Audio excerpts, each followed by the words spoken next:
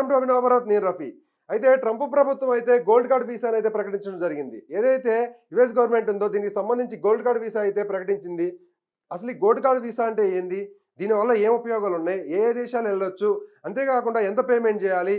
అసలు ఈ ప్రాసెస్ ఎలా ఉంటది అనేది తెలుసుకునే ప్రయత్నం చేద్దాం చూడండి. దాంతో పాటు ట్రంప్ ఎవరైతే ఉన్నాడో ఈయన ఎలాంటి గేమ్ ఆడిండు ఇన్ని రోజులు, అంటే ఈ గోల్డ్ కార్డ్ వీసా ప్రకటించే ముందు ఎన్ని రకాల గేమ్లు ఆడిండో కూడా చెప్పే ప్రయత్నం చేస్తా, వివరించే ప్రయత్నం చేస్తా చూడండి. ఇక్కడ చూసుకుంటే ముందుగా ఈయన ఆడిన గేమ్ దీనికంటే ముందు అసలు దీని షరతులు ఏంటి, దీని నియమాలు ఏంటి చెప్తా చూడండి. అంటే ఈ గోల్డ్ కార్డ్ వీసా అనేది ఏంటంటే ఇంతకుముందు EB-5 ఇన్వెస్టర్ వీసా అని ఉండేది. దాన్ని తీసేసి దాని ప్లేస్ అయితే గోల్డ్ కార్డ్ వీసా అయితే తీసుకురావడం జరిగింది. అయితే దీనికి ఏంటంటే ఎవరైతే $1 మిలియన్ ఇన్వెస్ట్ చేస్తారో అమెరికాలో వాళ్ళకైతే సిటిజన్షిప్ ఇస్తానైతే దీని మెయిన్ అజెండా. అంటే $1 మిలియన్ అంటే దాదాపుగా చూసుకుంటే 9 కోట్లు మనం పే చేస్తే, అంటే అక్కడికి వెళ్ళి ఇన్వెస్ట్ చేయాలి. ఇన్వెస్ట్ చేస్తే వాళ్ళకి ఇవ్వడం కాదు, అంటే అక్కడికి వెళ్ళి ఇన్వెస్ట్మెంట్ పెట్టాలి. ఇన్వెస్ట్మెంట్ పెడితే అయితే మనకి ఫస్ట్ 5 ఇయర్స్ అయితే సిటిజన్షిప్ ఇస్తారు. అంటే ఇది గోల్డ్ కార్డ్ వీసా ఏదైతే ఉందో ఇదైతే ఏదైతే గ్రీన్ కార్డ్ వీసా ఉంటుందో దీనికంటే కూడా ఈ గోల్డ్ కార్డ్ వీసా అనేది అయితే పవర్ఫుల్.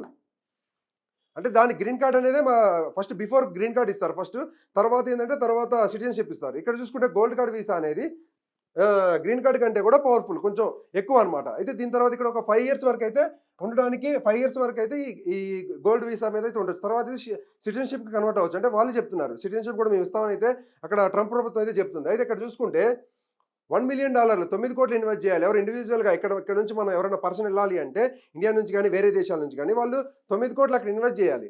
లేదు అక్కడ ఉన్న కంపెనీస్ ఏవైతే ఉంటాయో, ఏదైతే యాపిల్ కంపెనీ ఉందో యాపిల్ కంపెనీ కూడా ఎవరైతే టీమ్ కుక్ ఉన్నాడో దాని CEO ట్రంప్తో కూడా చాలాసార్లు చెప్పిండంట. అంటే ఎవరైతే టాలెంటెడ్ పీపుల్స్ ఉన్నారో వాళ్ళని మేము హైర్ చేసుకోలేకపోతున్నాం ఇక్కడ ఉన్న వీసా ప్రాబ్లమ్స్ వల్ల. అంటే దానికి కూడా ఆయన ఏం సొల్యూషన్ చెప్పిండంటే ట్రంప్, మీరు కంపెనీస్ కానీ ఎవరైనా ఎంప్లాయీస్ని, అంటే ఇప్పుడు అక్కడ చాలామంది పెద్ద పెద్ద యూనివర్సిటీలో చదువుకుంటున్నారు స్టూడెంట్స్, మన దగ్గర నుంచి కానీ విదేశాల నుంచి వెళ్ళిన వాళ్ళు ఎవరైనా సరే, వాళ్ళందరిలో మీరు ఎవరైనా హైర్ చేసుకోవాలంటే కంపెనీస్, అంటే అక్కడికి అందరూ పెద్ద పెద్ద కంపెనీ CEOs అందరూ వచ్చారు.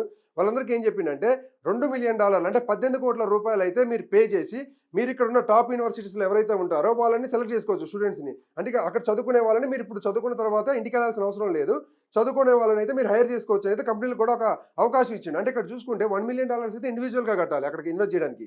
లేదు కంపెనీస్ అయితే $2 మిలియన్ ఇన్వెస్ట్ చేసి అక్కడ వాళ్ళు అక్కడ ఉన్న ఎంప్లాయీస్ని అయితే వాళ్ళు హైర్ చేసుకోవచ్చు. అంటే ఎవరైతే స్టూడెంట్స్ ఉంటారో వాళ్ళని తీసుకోవచ్చు వాళ్ళ ఆఫీస్లో, అంటే ఎవరైతే వాళ్ళ కంపెనీలోకి తీసుకోవచ్చు. అంటే ఇక్కడ 2 రకాలు, ఒకటి వచ్చేసి 9 కోట్లు, ఇంకోటి వచ్చేసి 18 కోట్లు. ఇదే ఇండివిజువల్కి, ఇదేమో కంపెనీస్కి. అయితే ఇక్కడ చూసుకుంటే తర్వాత మెయిన్ అజెండా ఏంది ట్రంప్ది అంటే ఆయన చెప్పేది ఏంటంటే, ఏదైతే మనకి చైనా, ఫ్రాన్స్, ఇండియా నుంచి ఎవరైతే స్టూడెంట్స్ ఉన్నారో ఇక్కడ నుంచి వెళ్ళిపోతున్నారు, వాళ్ళు ఇక్కడ నుంచి చదువుకొని దాంట్లో ఉన్న టాలెంటెడ్ పీపుల్ కూడా వెళ్ళిపోతున్నారు. ఇది అనేది ఇక్కడ చదువుకొని మళ్ళీ తిరిగి వాళ్ళ ప్రదేశాలకి, వాళ్ళ స్వగ్రామాలకి, వాళ్ళ దేశాలకు వెళ్ళిపోవడం అనేది మనకి షేమ్లెస్ అంటుండు. అంటే సిగ్గుచేటు అంటుండు, ఆయనే అంటుండు. అంటే ఇది ఎంత గేమ్ ఆడుతున్నా చూడండి, ఆయనే సిగ్గుచేటు అంటుండు. ఎందుకు వెళ్తున్నారు అంటే ఆయన ఏం చెప్తుండంటే వీసా ప్రాబ్లమ్స్ వల్ల వెళ్తున్నారు అని అంటుండు. వీసా ప్రాబ్లమ్స్ ఉన్నప్పుడు గోల్డెన్ వీసా ఏమన్నా సొల్యూషనా? గోల్డెన్ వీసా అంటే ఫ్రీగా ప్రకటిస్తే అది సొల్యూషన్ అవుతుంది. నువ్వు షేమ్లెస్ అని నువ్వే అనుకుంటున్నావు, మీ దేశానికి షేమ్లెస్ అని నువ్వు అంటున్నావు. అన్నప్పుడు నువ్వేం చేయాలి?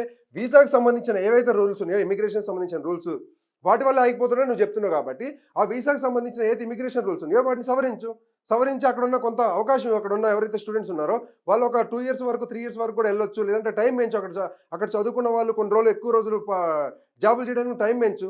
అలా పెంచకుండా ఈ గోల్డెన్ వీసా అనేది సొల్యూషన్ అనేది అని చెప్తున్నా. ఎంత కామెడీ అంటే ఇది, ఎంత కామెడీ అంటే అంత కామెడీ. అంటే ఆయన గోల్డెన్ వీసా మీద జనాలందరూ అట్రాక్ట్ అవ్వడానికి ఇది ఒక ప్లాన్ అనమాట. దీనికి సంబంధించి చూసుకుంటే ఆయన ఎలాంటి ప్లాన్ గేమ్ ఆడిందంటే, ఏ అయితే H-1B వీసాలు ఉన్నాయో వాటికి సంబంధించిన సెలెక్ట్ అయిన వాళ్ళు ఇంటర్వ్యూ ఉంది వాళ్ళకి, ఆ ఇంటర్వ్యూని పోస్ట్పోన్ చేసిండు, లాస్ట్ మినిట్లో పోస్ట్పోన్ చేసిండు. రీసెంట్గా పోస్ట్పోన్ చేసి మీకు తర్వాత నెక్స్ట్ ఏదైతే ఫిబ్రవరి, మార్చి ఉన్నాయో అప్పుడు మీకు ఇంటర్వ్యూలు అయితే కండక్ట్ చేస్తామని చెప్పడం జరిగింది. అంటే ఇక్కడ చూసుకుంటే ఎంత ప్లాన్ చేస్తుండే, అంటే ఎవరైతే H-1B మీద సెలెక్ట్ అయితే మళ్ళీ వాళ్ళు గోల్డెన్ వీసా తీసుకోరేమో అని చెప్పేసి అదొక ప్లాన్ అండి. ఒకటి H-1B వీసా మీద ఆడిండు, ఇక్కడ చూసుకుంటే H-1B వీసా మీద అయితే ఆడిండు. రెండోది చూసుకుంటే ఇక్కడ మన స్టూడెంట్స్ ఎవరైతే వెళ్తున్నారో వాళ్ళు పార్ట్ టైమ్స్ సరిగ్గా చేసుకోకుండా టైం లిమిట్ ప్రకారమే చేసుకోవాలి అని చెప్పేసి అయితే స్టూడెంట్స్ని ఇబ్బంది పెట్టే ప్రయత్నం చేసిండు. ఎందుకు ఇక్కడ స్టూడెంట్స్ని ఇబ్బంది పెట్టే ప్రయత్నం చేసిండు. ఇంకొకటి చూసుకుంటే మూడోది, మన వాళ్ళు అంటే విదేశీయులు, మన ఇండియన్స్ ఎవరైనా సరే, అంటే యూఎస్కి వెళ్ళి జాబ్ చేసేటోళ్ళు వాళ్ళందరినీ కూడా కంపెనీస్ని ఒత్తిడి పెట్టి వాళ్ళందరినీ కూడా ఆ జాబ్స్ నుంచి రిమూవ్ చేసిండు. ఎందుకు? వాళ్ళు విదేశాలకు వెళ్ళిపోవాలని.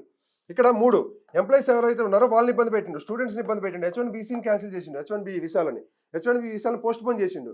ఈ 3 ప్లాన్లు వేసి తర్వాత అమెరికాలో ఆయన ఏం చెప్తుందంటే, అమెరికాలో ఉండటం అనేది ఒక ప్రివిలేజ్ కాదంటే ఒక హక్కు కాదు. అమెరికాలో ఉండటం అనేది హక్కు కాదు. అది కేవలం అదృష్టం మాత్రమే. అది కూడా ఇద్దరికే అదృష్టం ఉంది. ఒకటి వరల్డ్ బెస్ట్ టాలెంట్ పీపుల్ ఎవరైతే ఉన్నారో వాళ్ళు. తర్వాత ఎవరైతే ఉన్నారో రిచ్ పీపుల్స్ ఉన్నారో వాళ్ళనైతే చెప్పడం జరుగుతుంది. అంటే ఎవరైతే వరల్డ్ బెస్ట్ టాలెంటెడ్ పీపుల్స్ ఉన్నారో వాళ్ళు రావడం ఓకే. రిచ్ పీపుల్స్‌ని అట్రాక్ట్ చేయడానికి అంటే బెస్ట్ పీపుల్స్‌ని అట్రాక్ట్ చేయడానికి ఈ గోల్డెన్ వీసా అని తెలుస్తుంది. అయితే ఈయన ఆడే గేమ్ మొత్తం గూడా ఇదే. ఇప్పుడు గోల్డెన్ వీసా కొనుక్కోవాలి. వాళ్ళు ఏదైతే ఫెడరల్ గవర్నమెంట్ ఉందో, ఆ ఫెడరల్ గవర్నమెంట్‌కి సంబంధించిన రెవెన్యూ జనరేట్ అవ్వాలి. అక్కడ ఇన్వెస్ట్‌మెంట్లు ఎక్కువ రావాలి. వాళ్ళ రెవెన్యూ పెరగాలి. వాళ్ళది ఏదైతే జీడీపీ ఉందో జీడీపీ పెరగాలనే ఉద్దేశంతో ఇదంతా కూడా ఆయన చేస్తుండు. అంటే ఎంతమంది ఇప్పుడు ఈ గేమ్ ఆడటం వల్ల, ఈ H1Bలు పోస్ట్‌పోన్ చేయడం వల్ల, ఏదైతే స్టూడెంట్స్‌ని ఇబ్బంది పెట్టడం వల్ల, ఈ ఎంప్లాయీస్‌ని ఇబ్బంది పెట్టడం వల్ల స్టూడెంట్స్ ఏం చేస్తున్నారంటే స్టూడెంట్స్‌కి అవకాశం ఇచ్చినా అని చెప్తుండు ఆయన. ఏం అవకాశం? 9 కోట్లు పే చేసి మీరు ఇక్కడే కంపెనీస్‌లో మీరు జాబ్ జాయిన్ అవ్వచ్చు అని చెప్తుండు. అంటే అక్కడ వాళ్ళకి సిటిజన్‌షిప్ ఉండదని చెప్పేసి అక్కడ చాలామంది స్టూడెంట్స్ అయితే అక్కడ కంపెనీస్ తీసుకోవు. కాబట్టి ఇప్పుడు ఆయన ఏం చెప్తుండే మీరు 9 కోట్లు కట్టేయండి. ఇక్కడ ఉన్న స్టూడెంట్స్ ఎవరైతే యూఎస్‌లో చదువుకుంటున్నారో ఆ స్టూడెంట్స్ మీరు 9 కోట్లు కట్టేస్తే మీరు కంపెనీస్ మిమ్మల్ని హైర్ చేసుకుంటే అని చెప్తుండు. అయితే ఇక్కడ ఆయన చేసిన బెనిఫిట్ ఏముంది? 9 కోట్లు తీసుకుంటాడు. మళ్ళీ షేమ్‌లెస్ అంటుండు. ఏంది వాళ్ళ గవర్నమెంట్ ఆయన షేమ్‌లెస్ అని అనుకుంటుండు. ఇక్కడ చూసుకుంటే ఎంప్లాయీస్‌ని తీసేయడం అంటే ఆయన అధికారంలోకి వచ్చిన కొన్ని నెలలను చూసుకుంటే ఎవరైతే మన విదేశీయులకు సంబంధించిన ఎంప్లాయీస్ ఉన్నారో వాళ్ళందరినీ కూడా ఆఫీసులో ఎవరైతే కంపెనీలు ఉన్నాయో వాళ్ళని ఒత్తిడి పెట్టి వాళ్ళనైతే జాబ్ నుంచి తీసేయడం, వాళ్ళని ఇబ్బంది పెట్టడం, సాలరీ సరిగ్గా ఇవ్వకుండా చేయడం, వాళ్ళని బ్యాక్ టు పెవిలియన్ లైఫ్ టైప్‌లో వాళ్ళు బ్యాక్ టు వాళ్ళ కంట్రీకి పంపించేయడం చేసిండు. ఎందుకు? ఈ గోల్డెన్ వీసా తీసుకుంటారు అని చెప్పేసి. ఇక్కడ H1B కూడా ఎందుకు పోస్ట్‌పోన్ చేసిండు? ఇన్ కేస్ H1B ఇట్లానే అంటే హార్డ్ అవుతుంది. H1B ఇంటర్వ్యూలు కూడా సెలెక్ట్ అవ్వరేమో అని చెప్పేసి మళ్ళీ గోల్డెన్ వీసా తీసుకుంటారు. అంటే ఈయన మాస్టర్ గేమ్ ఇలా ఉందన్నమాట. ఈయన మాస్టర్ ప్లాన్ మొత్తం కూడా ఆయన ఏదైతే కార్డు ప్రకటించిండో ఈ కార్డులు అమ్ముకోవాలి. అమ్ముకొని వాళ్ళకి రెవెన్యూ జనరేట్ చేయాలి. అంటే ఇక్కడ చాలామంది చూసుకుంటే కూడా మన తెలుగు రాష్ట్రాల్లో కూడా కొంతవరకు ఒక సగం 50% అయితే కొంచెం లేనోళ్ళు మిడిల్ క్లాస్ వాళ్ళు యూఎస్‌కి వెళ్తారు. అంటే లేనోళ్ళు అయితే ఎవరు వెళ్ళలేరు. ఇంపాసిబుల్ అది. మిడిల్ క్లాస్ వాళ్ళు అయితే వెళ్తారు. లోన్లు తీసుకొని చదువుకొని కష్టపడి చదువుకొని వాళ్ళైతే వెళ్తారు యూఎస్‌కి. తర్వాత ఇంకో 50% ఎవరైతే ఉన్నారో వాళ్ళు మాత్రం చూసుకుంటే కొంత ధనికులనే చెప్పుకోవచ్చు. కొంతవరకు ధనికులు మాత్రమే ఇంతకుముందు బాగా ధనికులు వెళ్ళేవారు. ఇప్పుడు ఏంటంటే ఒక 50% నార్మల్ మిడిల్ క్లాస్ పీపుల్స్ అలాగే ఒక 50% అయితే ధనికులు వెళ్తున్నారు. ఈ ధనికుల్లో అక్కడ యూఎస్ సిటిజన్‌షిప్ అంటే చచ్చిపోతారనమాట మనోళ్ళు. మన ఇండియన్సే చూసుకుంటే ఉదాహరణ. ఇండియన్స్ అక్కడ సిటిజన్‌షిప్ అంటే ఎంత ప్రాణాలైనా తీసుకుంటారు. ఆ విధంగా ఉంది అక్కడ పరిస్థితి. ఎందుకంటే అదొక టాప్ కంట్రీ. అక్కడ రెవెన్యూ ఎక్కువ, అక్కడ ఎంప్లాయ్‌మెంట్ ఎక్కువ, అక్కడ లివింగ్ ఏదైతే ఉందో అదంతా కూడా చాలా సెక్యూర్‌గా ఉంటదనమాట. దానివల్ల ప్రపంచంలో మంచి దేశం అంటే పవర్‌ఫుల్ దేశం కాబట్టి అక్కడికి వెళ్ళాలని కోరుకుంటారు. అయితే వెళ్ళాలనుకున్న వాళ్ళు ఎవరైతే ఎంప్లాయీస్ ఉంటారో ఇప్పుడు అక్కడ ఉద్యోగాలు చేసే వాళ్ళు కూడా అవకాశం కాబట్టి వాళ్ళు కూడా ఒక 1 మిలియన్ ఇన్వెస్ట్ చేస్తారు. అంటే 9 కోట్లు. అంటే అమెరికాలో ఉండే వాళ్ళు ఇన్ని రోజులు సంపాదించుకున్న కొంత డబ్బు అయితే వాళ్ళ దగ్గర ఉంటది. వాళ్ళు సిటిజన్‌షిప్ కోసం అక్కడ ఉంటున్నారు. వాళ్ళు ఆ డబ్బుతో పాటు ఊర్లలో మనకి ఇప్పుడు ఏదైతే ఇండియాలో కొంత ల్యాండ్స్ అవి ఇవి అమ్ముకుంటారు కాబట్టి కొనుక్కొని ఉంటారు కాబట్టి అవి అమ్ముకొని కూడా వెళ్ళి అక్కడ ఇన్వెస్ట్ చేసే అవకాశం ఉంది. అంటే చాలామంది ఇండియన్స్ ముఖ్యంగా చూసుకుంటే మన తెలుగు రాష్ట్రాలు కూడా చాలామంది అయితే ఇక్కడ ఉన్న ప్రాపర్టీస్ ఏమైనా అమ్ముకొని కూడా యూఎస్ వెళ్ళి 9 కోట్లు పెట్టి అక్కడ గోల్డ్ కార్డ్ వీసా తీసుకునే అవకాశం ఉంది. ఎందుకంటే పర్మనెంట్ సిటిజన్‌షిప్ ఇచ్చేస్తున్నాడు. సిటిజన్‌షిప్ అంటే ఇక అక్కడ సిటిజన్ అన్నట్టే ఇంకా. అక్కడ అన్ని అధికారాలు ఉంటాయి. వాళ్ళు అన్‌లిమిటెడ్‌గా పని చేసుకోవచ్చు. ఏదైనా అన్ని హక్కులు ఉంటాయి. ఒక అమెరికన్ సిటిజన్‌కి ఎలాంటి హక్కులు అయితే ఉంటాయో వీళ్ళకి కూడా అదే హక్కులు ఉంటాయి. అక్కడ ఓటును ఉపయోగించుకోవచ్చు. అన్నీ చేసుకోవచ్చు. ఇక్కడ చూసుకుంటే 18 కోట్ల కంపెనీ చూసుకుంటే 18 కోట్ల రూపాయలు పే చేయాలి. అది కంపెనీలు చూసుకుంటాయి. కంపెనీలు వాళ్ళకి ఎంప్లాయీస్ కావాలనుకున్నప్పుడు అది చేసుకుంటాయి. ఇక్కడ స్టూడెంట్స్ ఎవరైతే ఉంటారో ఇక్కడ స్టూడెంట్స్ కూడా ఊర్లో వాళ్ళకి ఏమన్నా భూములు కానీ ఇక్కడ రేట్లు కూడా పెరిగినాయి కాబట్టి భూములు కూడా ఏమైనా ఉంటే కూడా అమ్ముకొని అక్కడికి వెళ్ళి అక్కడ సిటిజన్‌షిప్ తీసుకొని అక్కడే సెటిల్ అయిపోదాం అనే ఆలోచనతో అయితే ఉన్నారు. అంటే చూసుకుంటే అమెరికా వెళ్ళేది ఏమి అక్కడ చదువుకొని అక్కడే పెద్ద చదువులు దొరుకుతాయి అంటే హైయర్ స్టడీస్ ఉంటాయి అని ఏం లేదు.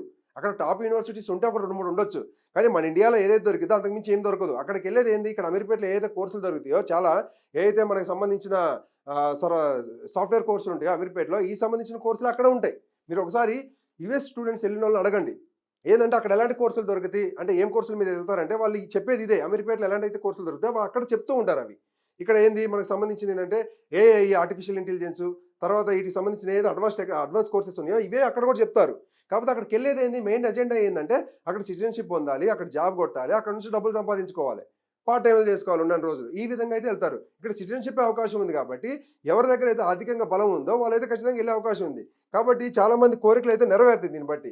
కానీ గోల్డెన్ కార్డ్ వీసా కోసం అంటే ఆయన కార్డులు అమ్ముకోవడం కోసం ప్రపంచ దేశాలని ఎలా ఇబ్బంది పెట్టిండో అనే దానికి నేను చెప్పిన ఉదాహరణలు. స్టూడెంట్స్‌ని, ఎంప్లాయీస్‌ని అలాగే H1B వీసాలు ఎవరైతే ఉన్నారో వాళ్ళని పోస్ట్‌పోన్ చేయడం ఈ విధంగా అయితే ఈయన డ్రామా చేసిండు. Thank you.